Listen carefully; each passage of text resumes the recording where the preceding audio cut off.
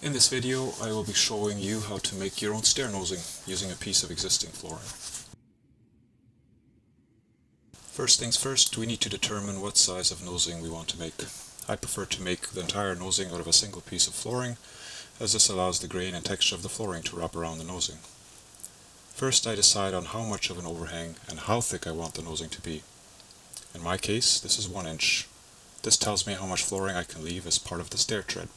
Remember to keep the groove on your flooring so that your flooring tongue can slip into it later. And if you plan to use the same flooring as your stair riser, you need to subtract its thickness from the lower return of the nosing. Pause the video here if you need to have a better look at my sketch.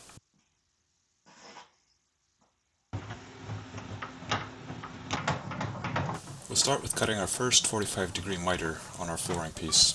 If your table saw can go a hair past 45 degrees, I would recommend you do so, as this will give you a cleaner miter. Also, you may have to move your fence to the left side of your blade, as you want the finished side of your flooring to face up for each cut. This will help avoid any tear out. I use a piece of scrap, rest it on a piece of flooring, and clamp it to my table saw fence to keep my piece down on the table as I cut. This helps avoid getting wavy cuts. Mark the top dimension that we calculated on our sketch, in my case 4.5 inches.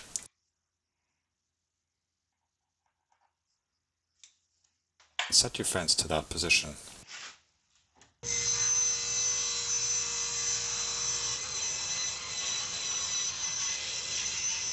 Once that cut has been made, take the cut-off piece and cut a 45 on the side of your last cut. If you want to support my channel, then please like the video and hit that subscribe button so you don't miss out on any future content. Once that cut has been made, mark the thickness of the nosing you decided on, in my case 1 inch, and cut your next 45 at that mark. This leaves you with the front piece of your nosing.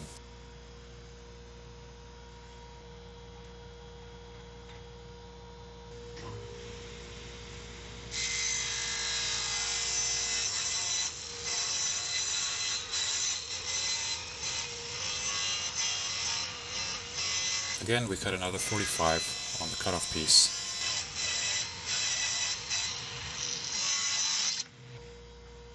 Our final cut is made at the depth of the bottom return of our nosing. This is a straight cut, so we can move our fence back to the other side of the blade and make that cut.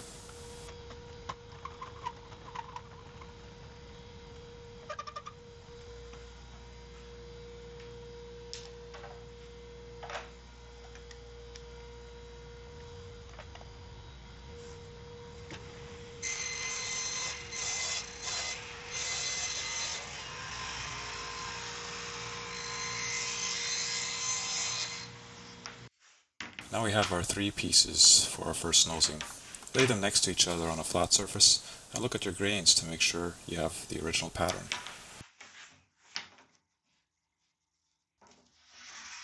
Once you figure that out, apply tape to the largest piece at the 45 with about half of the tape hanging off of the piece. Flip that piece over and carefully press the front nosing piece onto the tape, making sure the tips of the miters are touching.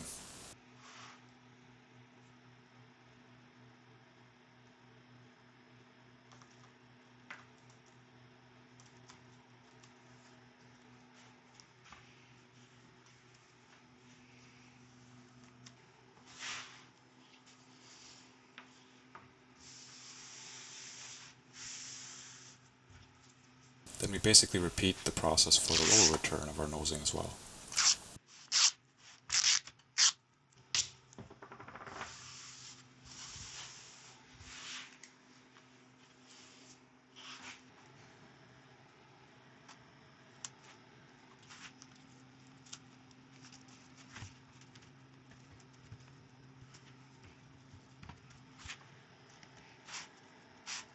And here's what that should look like when done.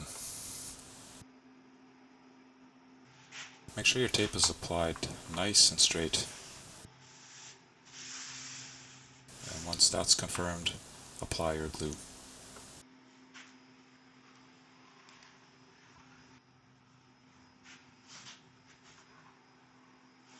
Once the glue is applied, the fun part begins.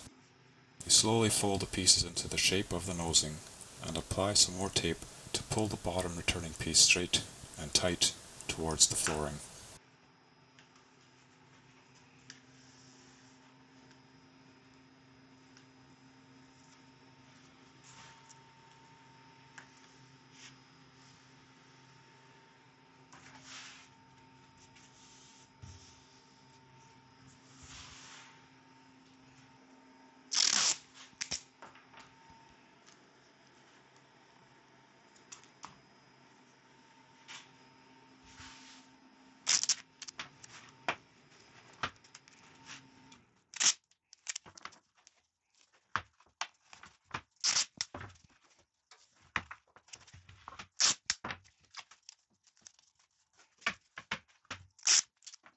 Once that's done, we let it cure. Curing time will vary based on what kind of glue you're using. In my case, I'm using wood glue, so I let this cure for about 24 hours. I came back to it the next day. Once cured, remove the tape, and you should end up with a near perfect nosing.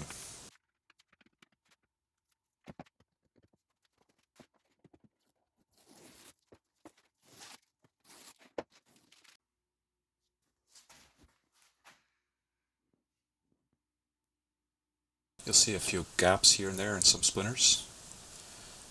We'll deal with that.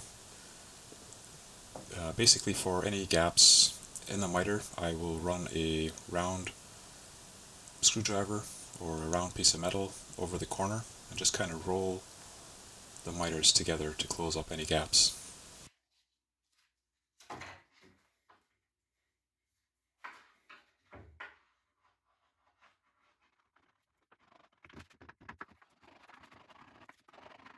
Once I've done that, and since this is a clear natural color wood, I would just give it a slight sanding on the tip of the miter with about a 300 grit sandpaper, just to smooth it out and get rid of any splinters.